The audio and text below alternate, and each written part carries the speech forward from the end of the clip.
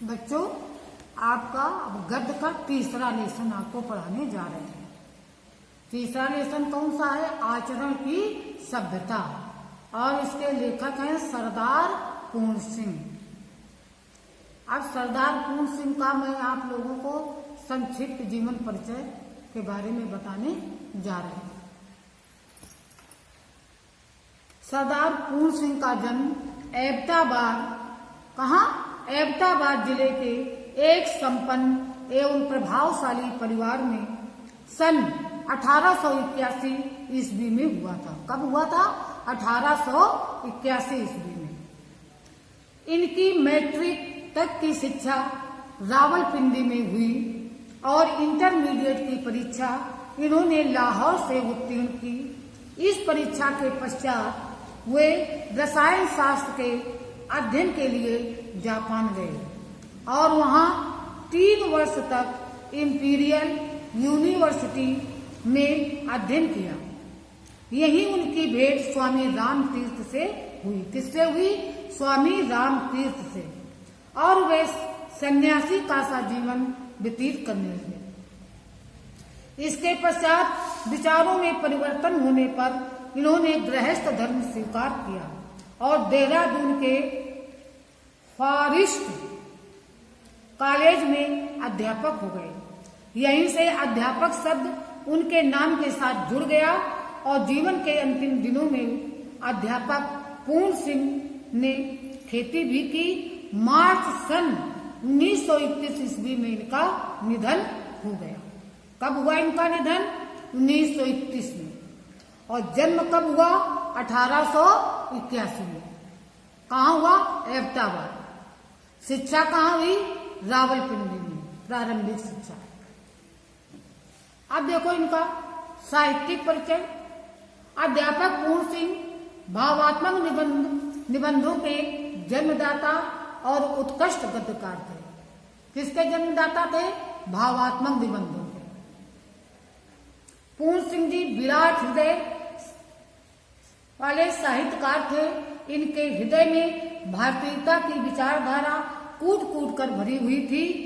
इनका संपूर्ण साहित्य भारतीय संस्कृति और सभ्यता से प्रेरित होकर रचा गया। अध्यापक पूर्ण सिंह ने प्रायः सामाजिक और आचरण संबंधी विषयों पर निबंधों की रचना की। इनके लेखन में जहां विचारशीलता है वहीं भावुकता के तत्व भी विद्यमान हैं। विचारशीलता के साथ भावुकता ने मिलकर इनके लेखन को आकर्षक और प्रभावपूर्ण बना दिया। ये आपका साहित्यिक परिचय हो गया। अब इनकी कृतियां ज्यादा नहीं है। इन्होंने केवल कुल 6 निबंध लिखे हैं। कितने लिखे हैं? 6। सच्ची वीरता, आचरण की सभ्यता, मजदूरी और प्रेम, अमेरिका का मस्त योगी वाल्ट व्हिटमैन, कन्यादान और पवित्रता। इनकी भाषा मात्र 6 निबंधों के लेखक होते हुए भी सरदार पूर्ण सिंह हिंदी साहित्यकारों की प्रथम पंक्ति में गिने जाते हैं। इनका श्रेय विशेष रूप से इनके भाषा सौष्ठव को दिया जाता है। इनकी भाषा शुद्ध खड़ी बोली है, किंतु इसमें संस्कृत के तत्सम शब्दों के साथ साथ फारसी और अंग्रेजी के शब्द भी यथास्थान प्रयुक्त हुए हैं। शैली इनकी, सबसे पहली शैली इनकी है भावात्मक शैली, दूसरी है विचारात्मक शैली, तीसरी है वर्णात्मक शैली, चौथी है सूत्रात्मक शैली, व्यंग्यात्मक शैली। समझ में आया? इसके बाद में है आपका हिंदी साहित्य में स्थान। मात्र 6 निबंध लिखकर ही सरदार पूर्ण सिंह हिंदी निबंधकारों की प्रथम पंक्ति में उच्च स्थान पर सुशोभित हैं। वे सच्चे अर्थों में एक साहित्यिक निबंधकार थे। पूर्ण सिंह हिंदी व पंजाबी भाषा के पाठकों के समान रूप में लोकप्रिय हुए। अपने महान दार्शनिक व्यक्तित्व एवं विलक्षण कृतित्व के लिए वे सदैव स्मरणीय बने रहेंगे। अब आपका लेसन।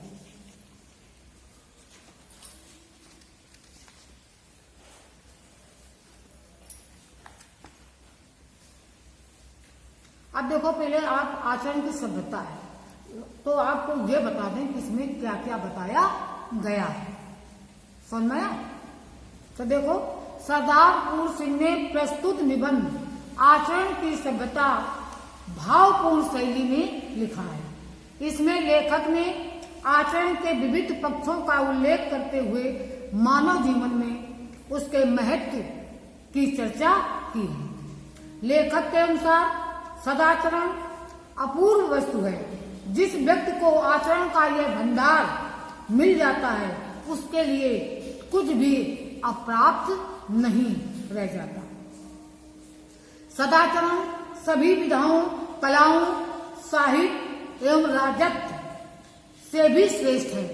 लेखक के अनुसार सदाचरण की भाषा मौन होती है।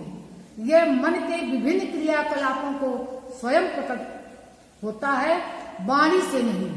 लेखक के अनुसार आचरण हिमालय के समान उच्च एवं महान है। जिस प्रकार हिमालय के निर्माण में अनंत काल लगा होगा, उसी प्रकार आचरण के निर्माण में भी दीर्घ काल लगता है। इस प्रकार सदाचार की प्राप्ति आसानी से नहीं होती।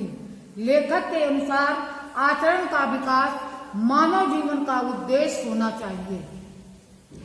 आचरण की सभ्यता के विकसित हो जाने पर मानव में मानसिक सभ्यता का उदय होता है और समस्त द्वंद्व स्वमेव समाप्त हो जाते हैं।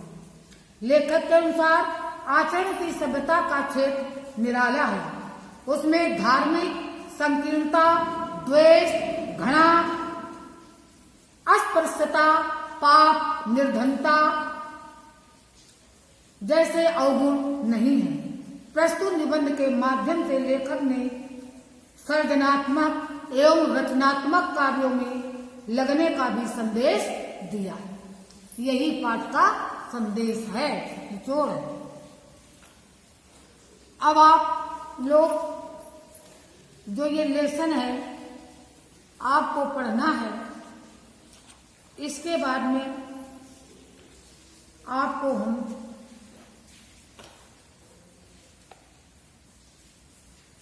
जो गद्यांश पाठों में हैं उनके नीचे दिए गए प्रश्नों के उत्तर आपको बताएं जो पेपर में आता है। आपका वो हमने सारंग बता दिया। अब आप अपने लेसन को एक बार अवश्य पढ़ें। जब पूरा पढ़ लेंगे तब आपका आएगा व्याख्या एवं गद्यांश पर आधारित अति लघुत्तरीय प्रश्न। पेपरों में क्या होगा? गद्यांश होगा, कुछ में रेखांकित कर दिया जाता है और नीचे क्वेश्चन उसके 5 पूछे जाते हैं। एक तो संदर्भ लिखना होता है, पाठ और लेखक का नाम आता है, और एक रेखांकित अंश की व्याख्या हो गई, 2 क्वेश्चन हो गए, 3 और इसी गद्यांश से आपको उन प्रश्नों के उत्तर मिलेंगे। जब आप उसको पढ़ेंगे तो उसी में उसके उत्तर आपको मिलेंगे। देखो, जैसे ये है, मौन रूपी व्याख्यान की महत्ता इतनी बलवती, इतनी अर्थवती और इतनी प्रभावती होती है कि उसके सामने क्या मातृभाषा, क्या साहित्य भाषा और क्या अन्य देश की भाषा, सबकी सब तुच्छ प्रतीत होती है। अन्य कोई भाषा दिव्य नहीं, केवल आचरण की मौन भाषा ही ईश्वरी है। इतना केवल आपका गद्यांश है और इसमें रेखांकित किया गया है मौन रूपी से लेकर के तुच्छ प्रतीत होती है। समझ में आया? आपके लेसन के पाठ में दिया गया है। अब देखो, इसमें पहला प्रश्न है कि गद्यांश के पाठ और लेखक का नाम लिखिए। तो पाठ का नाम है आपका आचरण की सभ्यता और लेखक का नाम है, क्या नाम है? सरदार पूर्ण सिंह। क्या नाम है? सरदार पूर्ण सिंह। और ये 10 नंबर का आता है। हर 5 क्वेश्चन होते हैं, सब 2-2 नंबर के होते हैं। तो आपको अगर आप पाठ और लेखक का नाम मालूम है तो आपके 2 नंबर पक्के हो गए। फिर अगला है रेखांकित अंश की व्याख्या की। तो हम आपको बता रहे हैं मौन रूपी व्याख्यान की महत्ता इतनी बलवती, इतनी अर्थवती और इतनी प्रभावती होती है कि उसके सामने क्या मातृभाषा, क्या साहित्य भाषा, क्या अन्य देश की भाषा, सब की सब तुच्छ प्रतीत होती है। लेखक कहता है कि मौन रूपी व्याख्यान की महानता इतनी बलिष्ठ होती है और इतनी अर्थवती यानी धनवान होती है और इतनी प्रभावशाली होती है कि उसके सामने क्या मातृभाषा हो और चाहे साहित्यिक भाषा हो या किसी अन्य देश की भाषा हो, सब उस भाषा के सामने कैसी होती है, एक तुच्छ सी प्रतीत होती है। लेखक कहता है कि मौन रूपी व्याख्यान ही सर्वोच्च है। मौन रूपी व्याख्यान कैसा है, सर्वोच्च है, जो अन्य कोई भाषाएं उसका सामना नहीं कर सकती हैं। समझ में आया? चाहे वो मातृभाषा हो, चाहे साहित्यिक भाषा हो, चाहे किसी अन्य देश की भाषा हो, सब भाषाएं उस मौन भाषा के सामने एक तुच्छ भाषा के समान प्रतीत होती है। समझ में आया? इसके बाद क्वेश्चन है आचरण की मौन भाषा का संबंध किससे है? आचरण की मौन रूपी भाषा का संबंध किससे है? तो आचरण की मौन रूपी भाषा का संबंध अन्य देश की भाषा, मातृभाषा और साहित्यिक भाषा से है। आचरण की मौन भाषा का प्रत्यक्ष प्रभाव किस पर पड़ता है? आचरण की मौन भाषा का प्रत्यक्ष माने सामने का प्रत्यक्ष प्रभाव मनुष्य पर पड़ता है। किस पर पड़ता है? मनुष्य पर पड़ता है। कौन सा कथ्य व्याख्यान कहलाने का अधिकारी होता है? कौन सा कथन? मौन व्याख्यान। और मौन व्याख्यान कहलाने का अधिकारी होता है।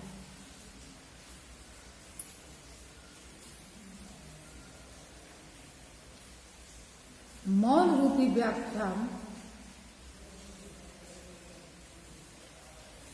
समझ आया?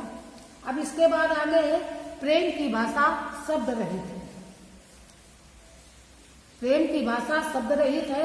ये वाला पैराग्राफ आपका आया है आचरण का रूप प्रत्यक्ष होता है। और इसमें अंडरलाइन केवल इतनी है कि प्रेम की भाषा शब्द रहित है, नेत्रों की, कपोलों की, मस्तक की भाषा भी शब्द रहित है, जीवन का तत्व भी शब्द से परे है। बस इतना है। तो लिखा है गद्यांश के पाठ और लेखक का नाम लिखिए या उपयुक्त गद्यांश का संदर्भ लिखिए। तो एक लिखना है। तो प्रस्तुत गद्यांश हमारी पाठ पुस्तक हिंदी में संकलित आचरण की सभ्यता नामक निबंध से लिया गया है। इसके लेखक सरदार पूर्ण सिंह जी हैं। फिर रेखांकित अंश की भाषा, रेखांकित अंश की व्याख्या क्या है?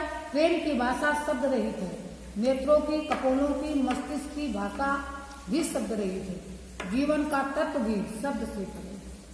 कहते हैं कि प्रेम की भाषा शब्द रहित है, प्रेम को शब्दों से नहीं आंका जा सकता।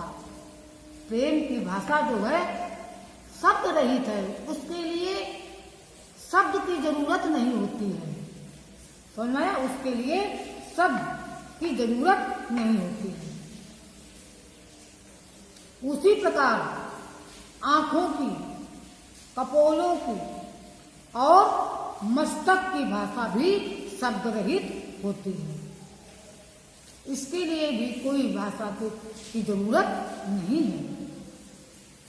जीवन का तत्व, जो मनुष्य के जीवन का तत्व भी शब्दों से बहुत दूर है। मनुष्य के जीवन का तत्व भी शब्दों से भी बहुत दूर है।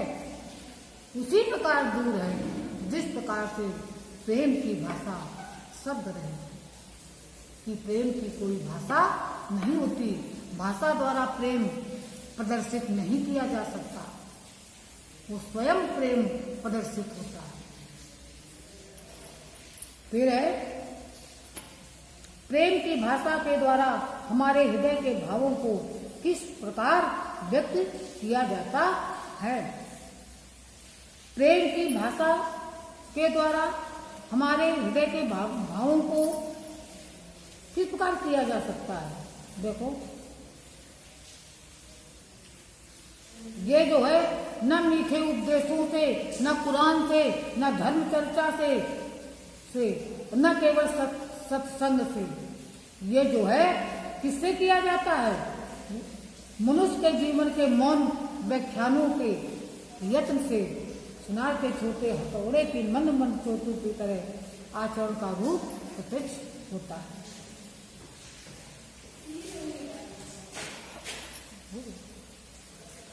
हाँ, ये जो हमने आपको व्याख्या करनी बताई है, इसके जितने भी इस लेसन में है आपको स्वयं व्याख्या करनी होगी और यही करना आप लोग। इसके बाद